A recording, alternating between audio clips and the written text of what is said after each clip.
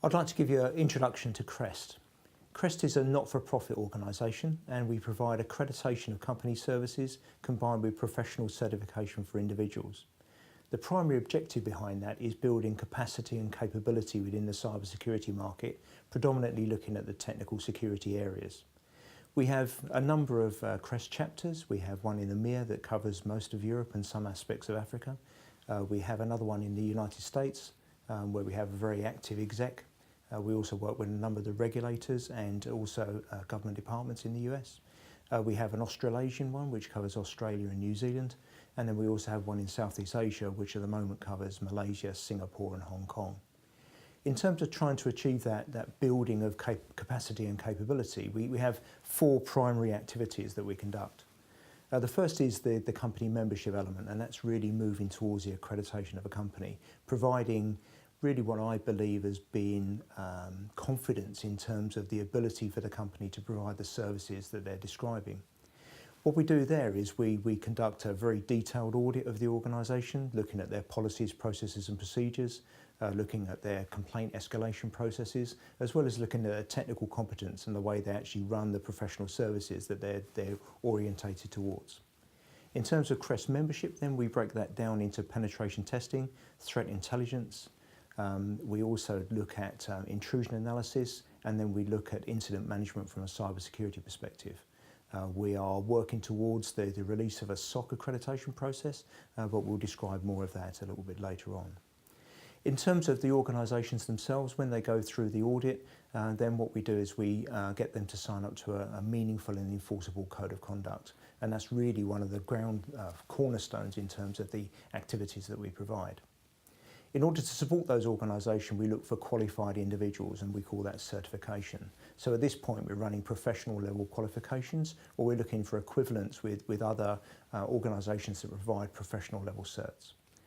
In terms of the certifications, they tend to come in at around about 2,500 hours into the industry, around about 1,800 hours if you've done a really good master's degree, and that's our practitioner level.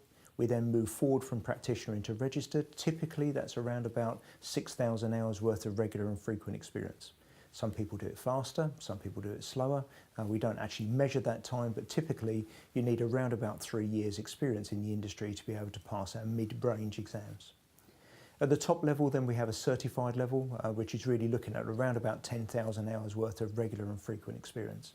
So in other words, 5 years of doing this type of work on an active basis on behalf of a wide range of organisations.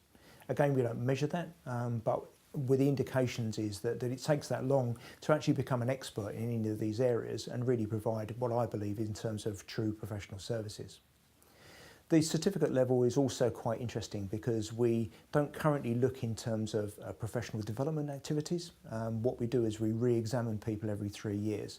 Our view that is that in this fast evolving industry, particularly in the technology area of cybersecurity, it's moving so fast that really by the time we're reassessing people every 3 years, our examinations have changed, some of the principles have changed, and certainly the attack vectors and some of the threat agents have changed quite significantly.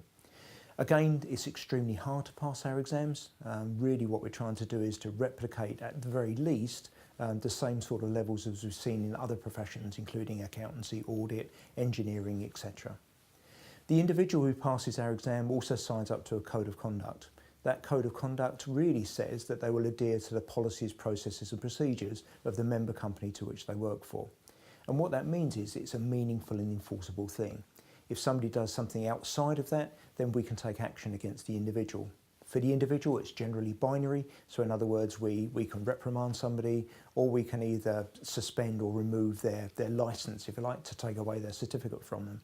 And again, we can do that based on facts and evidence, and therefore it's not this concept of bringing the industry into disrepute, which I actually think is a very hard thing to prove.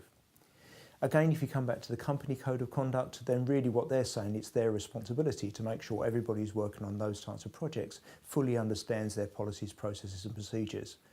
Again, if there's a complaint from an organisation that's procured CREST services from a CREST member company and they're not happy, we will act on behalf of that particular complaint, and we'll make sure that action is taken. The orientation behind that is The complaint generally comes in against the organisation, even if it's associated with an individual, and therefore if we want to enact change, really what we need to do is to make sure that the company has the changes in terms of its policies, processes and procedures. All of those elements are really important, and we combine those things together to run what we class as schemes, which I'll describe in a moment. But really a scheme is a combination of using an accredited organisation in a particular discipline and using appropriately qualified individuals to actually conduct that work. And that's really the strength of this type of professional services. I also believe that's the way other professions are going to go. If you look at artificial intelligence and big data analytics, that's going to have a big impact on audit, accountancy and law. And really what they need to do is to understand how they can have confidence in the tools, techniques and companies, as well as the competence and effectiveness of the individuals. In terms of the other elements that we provide, knowledge sharing is a really important aspect to us. What we want to do is to broaden the horizons and make sure that as much information is made available to anybody who needs it. So our knowledge sharing is both IPR free and free. And what we do is we provide a number of different services in that area.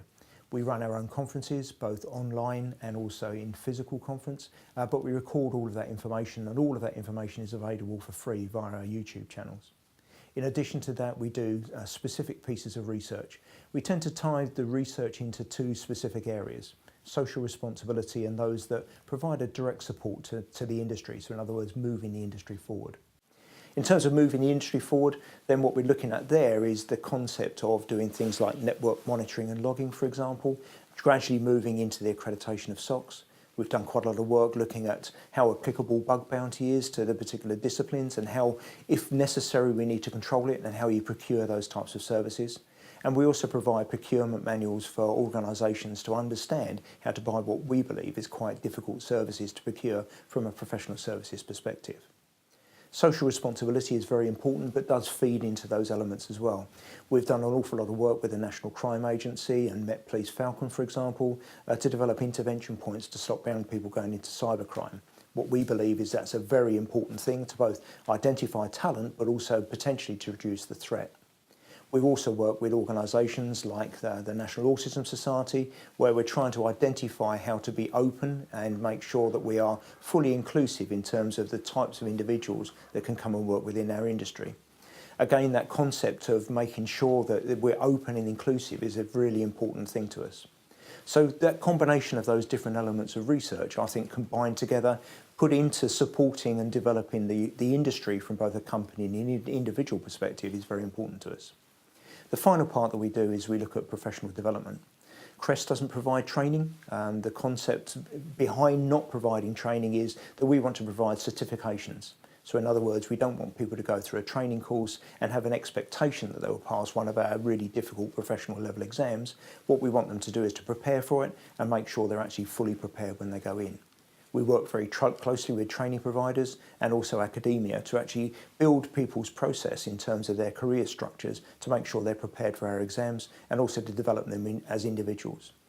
We work with schools in terms of trying to provide careers advice. We then work with universities where we work with our academic partners to provide ethics and career talks as well as technical talks. And then we're working in areas such as the level 4 and level 6 apprenticeship programs within the UK to actually roll those aspects out. And again, I believe some of those things will have a significant international implication because it's really good standards in terms of moving that process forward. We then work with our training providers and accredit their training courses to make sure they're fit for purpose. And again, what we're trying to do there is to make sure there's an open and inclusive market, and where we're going into different sectors or we're going into different geographical locations, what we're actually trying to do there is to make sure that we are providing the appropriate level of service to make sure that people understand what their career pathway might be and make sure they understand that there's training available to help them move the process through. I mentioned schemes, this combination and the concept of a trusted organisation, an accredited organisation, utilising certified and professional level individuals. And we run a number of those types of schemes both on behalf of governments and on behalf of sectors.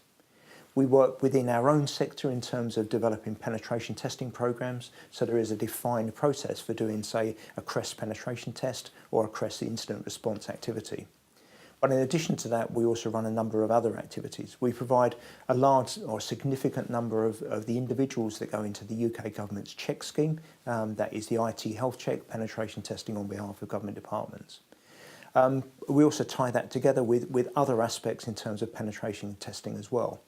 And for example, we run schemes on behalf of the Bank of England, where we're looking at critical national infrastructure, and we're combining sort of red teaming attacks with threat intelligence. So in other words, what we're having is the concept of contextualized penetration testing, but very carefully done, because we're looking at particularly critical parts of financial services. We've also rolled that concept out to the Hong Kong Monetary Authority, the Singaporean Monetary Authority, who both have similar schemes. And we're also doing this within the rest of EMEA, working with The Hague in terms of a particular team scheme called TIBA. And then we're working with the European Central Bank to understand how we can roll those concepts out to other critical financial services throughout the rest of the European community. It's a really strong thing to do. In addition to that, we also run in the UK something called TBES. This is telecommunications, but we've involved people from Singapore and the United States in development of those standards. And again, we're looking at critical national infrastructure areas. We're working with other parts of the critical national infrastructure to try and roll out the concepts in a consistent way, so we can then start to look at the thematics and understand where we can actually make significant improvements in those types of areas. We then move on to incident response, and again we run incident response services on behalf of the UK government under their CSIR and CIR scheme, Cyber Incident Response, Cyber Security Incident Response. CIR scheme is for critical infrastructure services or state-sponsored attack, and the CSIR scheme is really for every other aspect. Again, you can procure those types of services from CREST members by specifying those types of schemes, particularly the CSIR. We also provide the accreditation on behalf of the NSA in the United States, and again, that's a scheme called CIRA. And what we're doing there is to make sure that the companies that provide services on behalf of the NSA are fit for purpose in incident response. At the other end of the scale, then we work very closely with the UK government on things like Cyber Essentials. We help to establish that standard, and we have a number of organisations that are providing those services. Again, what we're doing there is looking at the accreditation of the company, as well as the quality and qualification of the individual to sign off those reports. That combination of schemes, I think, is one of the most important aspects. It really helps the buying community. It structures the community of suppliers to understand what they need to do in terms of preparing both their organisations and their individuals to provide those services, and provides a structured understanding perspective in terms of how we can do these things in a very considered way, and make sure that the industry has access to trusted organisations with skilled, knowledgeable and competent individuals. Thank you very much.